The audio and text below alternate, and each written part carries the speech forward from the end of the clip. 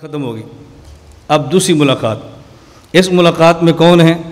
مفتی محمد شفیع، مولانا شبیر التھانوی اور مولانا ظفر احمد عثمانی۔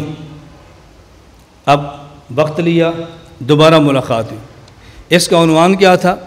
قائد اعظم محمد علی جناح موجودہ سیاستدانوں کی طرح سیاست کو الگ کہتے ہیں، مذہب کو الگ کہتے ہیں۔ وہ کہتے ہیں سیاست الگ ہے، مذہب الگ ہے۔ اور یہی بات لوگ کہہ رہے ہیں۔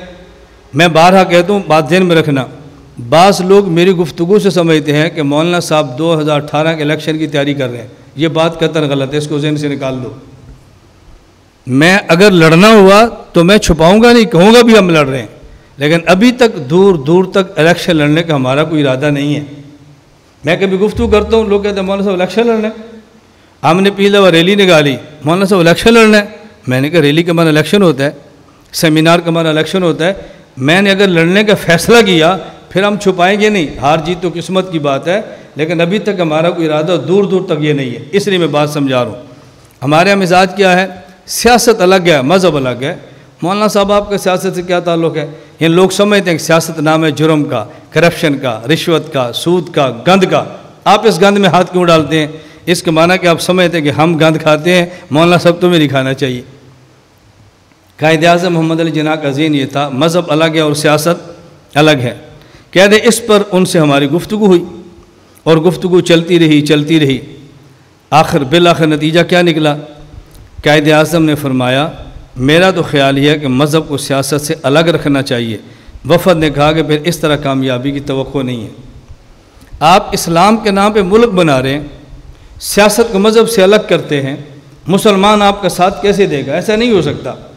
پھر ذہن سازی کی۔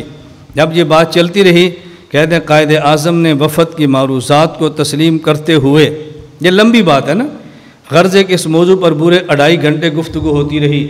بالآخر یہ خانقاہ نشین علماء دنیا کے اس بہت بڑے اور کامیاب سیاستدان کی سیاست کو مذہب کی حدود کے اندر لانے میں کامیاب ہو گئے، اور قائد اعظم نے وفد کی معروضات کو تسلیم کرتے ہوئے اسے اپنے اس تاریخی فیصلہ سے آگاہ فرمایا، دنیا کے کسی مذہب میں سیاست مذہب سے الگ ہو یا نہ ہو، میری سمجھ میں اب خوب آ گیا کہ اسلام میں سیاست مذہب سے الگ نہیں بلکہ مذہب کے تابع ہے۔ یہ محمد علی جناح کا ذہن بنا، اور کس نے بنایا؟ علماء نے بنایا۔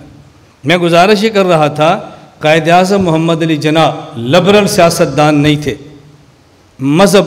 مذہبی سیاستدان تھے، کٹر مسلمان سیاستدان تھے، صوم و صلات کے پابند سیاستدان تھے، اور ان کی اس تربیت میں علماء کو دخل ہے، علماء کا ہاتھ ہے۔ علامہ شبیر عثمانی رحمہ اللہ کی الگ محنت ہے۔ آج بھی انشاءاللہ العزیز ہم پاکستان کے پرچم لہرائیں گے، اور بات یاد رکھنا کیوں لہرائیں گے؟ اس کی 2 وجہ ہیں۔